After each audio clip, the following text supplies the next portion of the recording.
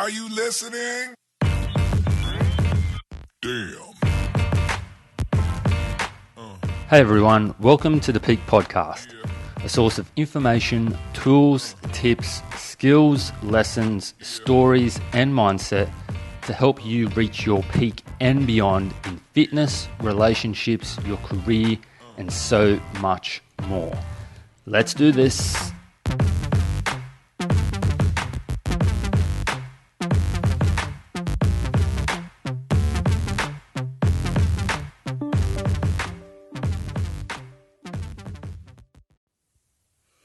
Hello and welcome to the podcast, episode 54 of the Peak Podcast.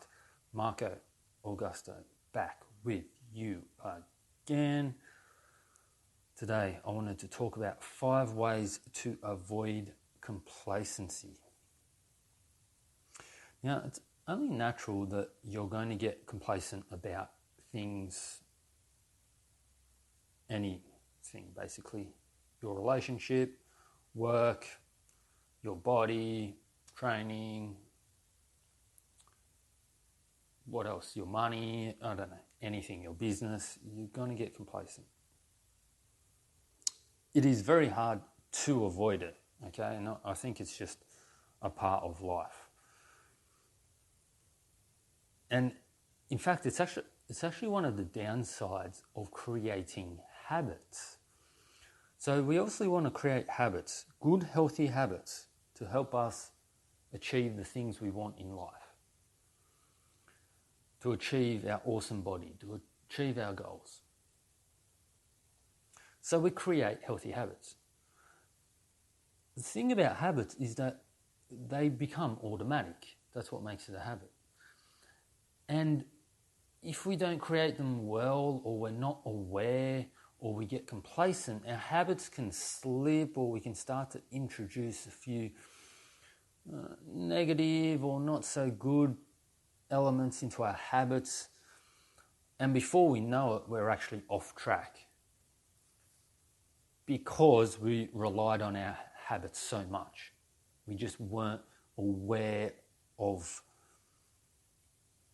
the process, or we weren't staying on top, or assessing or reviewing our own habits to see, are these still helping me get where I want to get? Okay? Habits are also awesome because they can make things automatic, but sometimes that can also have a negative. So it's only natural that complacency is going to come in.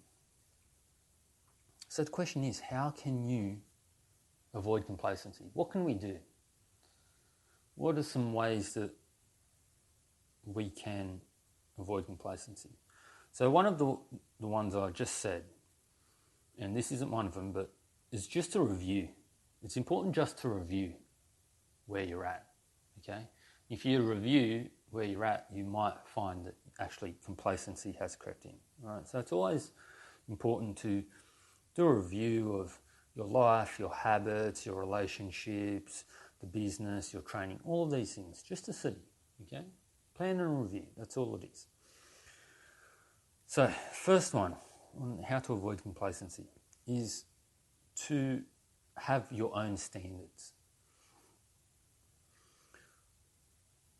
So often it's almost like we're given standards. We have to live up to a certain standard that our families, people we know, work, society, whatever, gives us. That's not a bad thing, but when we don't own the standard that we're trying to live up to, we probably don't care about too much. And so complacency is going to creep in. But if we have our own standards, if we say, this is the type of person that I want to be, this is who I want to be in the future, this is what I want to live up to, these are the standards, then at least you've got something that you own and something that you're passionate about, something that you really want to compare yourself against. And you can say, okay, I'm not happy with what I'm doing, with the people I'm spending time with, all of these things. I'm not happy with it. So, and this is who I want to be. There's a gap there. So I have to change things to get there. Again, this is like a review. But if you understand who you want to be, maybe it's modeling on someone else, maybe you've just created this model in your head and you're not living up to that standard, then at least you can start to move towards it.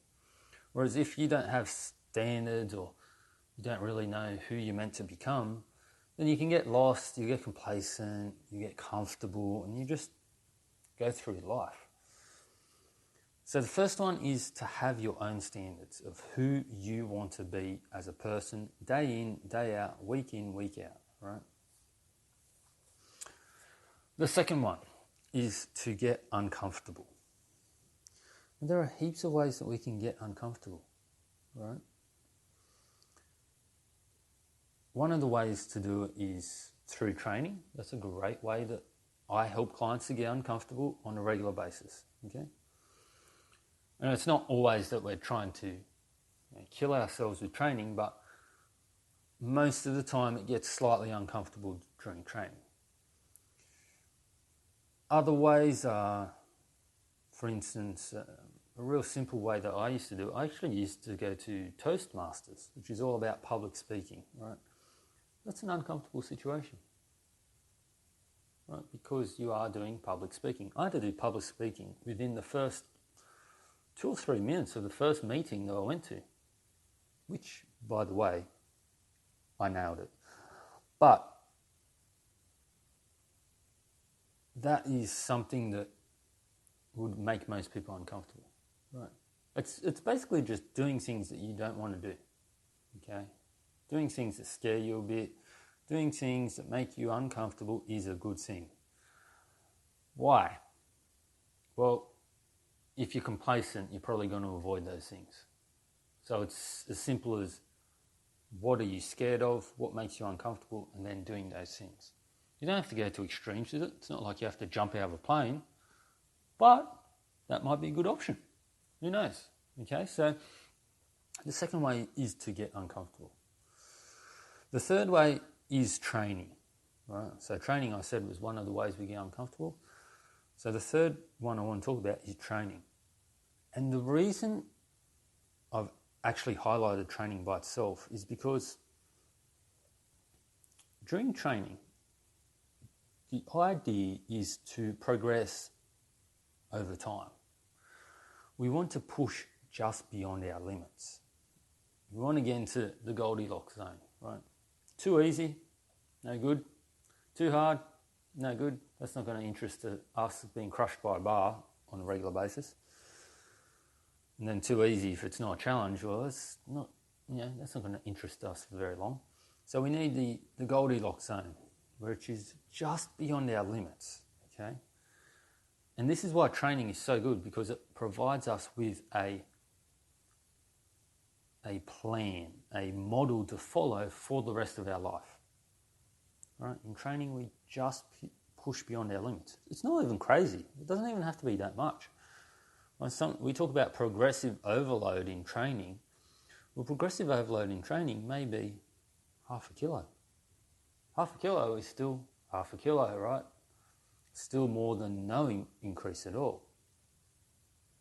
But that is a great way to avoid complacency, to just push beyond our limits, just a little bit, each day, each week, small amounts. And then before you know it, you're way further ahead than you ever thought was possible, but it just allows you to avoid that complacency, okay? It just allows you, it's easy to think black and white in something like this, right? Again, jumping out of the plane. But training is all about small improvements. And if you can just do that with training, it sets you up for the rest of your life, okay? So training is a big one. And of course, training, you get uncomfortable, right? Number 4, challenge yourself. Now this is a bit like get uncomfortable, but if you're going to challenge yourself, you're probably going to get uncomfortable. But it's good to actually set out challenges for yourself, okay? So run a marathon.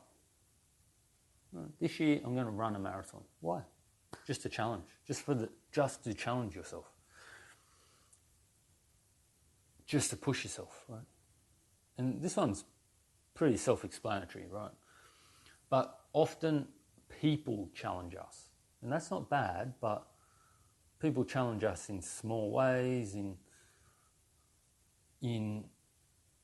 maybe at work they challenge us, or in relationships they challenge us, and that will make us uncomfortable and will help us to avoid complacency. But it's important to do it yourself. It's important to be able to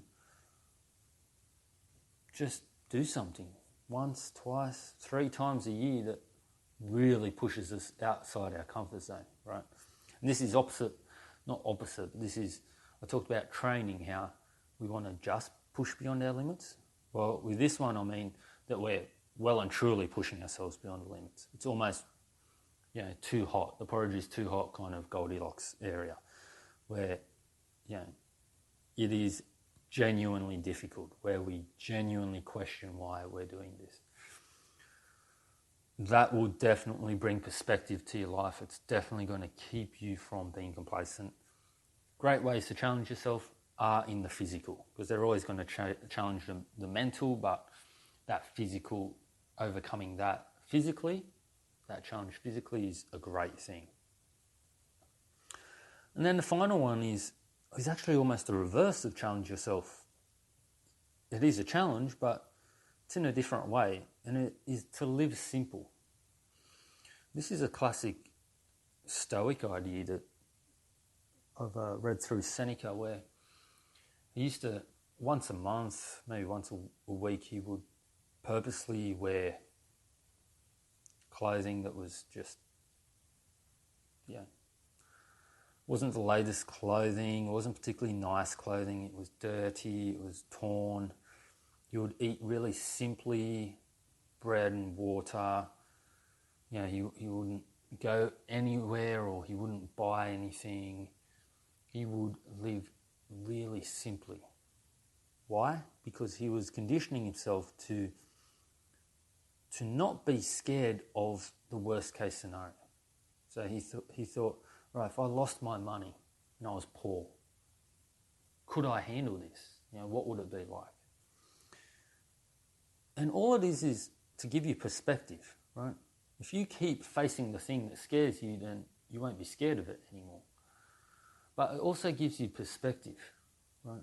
This is the thing that I fear, right? It's not actually that bad. And my life is brilliant compared to this. Don't be complacent, or you'll end up in that situation, okay? It's not bad, but it doesn't mean it's something that you want, right? What I have is good, so make use of that. Don't be complacent. Don't rest, all right? Don't take it for granted.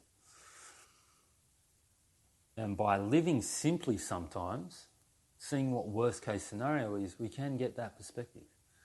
We can sometimes do that through travel, when we go to places that, I guess, aren't as well off. By the way, the people are probably happier there, but, not as quote unquote well off, just to see how good we have it, all right? So there was 5 ways to avoid complacency. Create and stick to your own, and try to achieve your own standards. 2, get uncomfortable. 3, training. 4, challenge yourself. And 5, live simply now and then. Sweet little podcast. If you have got any ways to avoid complacency, or if you want to let me know how you do it, put a comment, hopefully put a 5-star review as well, and comment on this podcast and let me know how you avoid complacency. Again, if you like the podcast, this episode, or the podcast in general, leave a 5-star review. If you didn't like it, let me know how I can improve. I would love to hear from you. Anyway, that is it. Episode 54 of the Peak Podcast. I hope you enjoyed it. Until next time, stay strong for life.